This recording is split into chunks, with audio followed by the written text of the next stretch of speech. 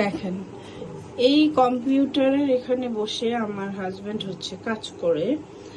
আর এখন বসে কাজ করবে কি দেখেন তো, ওরাই দখল করে বসে আছে। একটা ঘুমাইতেছে চেয়ারের নিচে, একটা ঘুমাইতেছে টেবিলের নিচে, একটা ঘুমাইতেছে কম্পিউটারের সামনে। এটা কোনো কথা?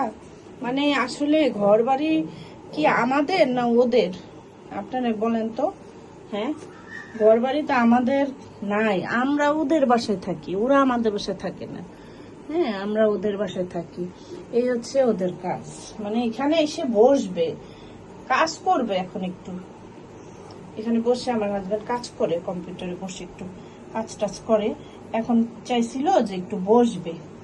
বসবে কি, কোথায় বসবে? চেয়ারের উপরেও থাকে মাঝে মাঝে। এখন শুধু চেয়ারের উপরে একজন নাই আর কি। হ্যাঁ, একজন তো চেয়ারের নিচে, আর চেয়ারটা টান দিলেই তো তার ঘুমটা নষ্ট হবে, তাই না? একজন ওই যে আরামসে ঘুমাইতেছে দেখেন টেবিলের নিচে, ঠিক আছে? একজন এই যে এখানে যে বসে কাজ করবো, এই যে মানে কি বলবো, আসলে ভাষা নাই, ঠিক আছে? ভাষা খুঁজে পাই না, দখলদারিতে আছে। মানে কদিন পর আমাদের আসলে এই বাসা থেকে বের হয়ে যেতে, ছেড়ে দিতে বাসা। ওরা থাকবে, আমরা বের হয়ে যাবো, এই আর কি।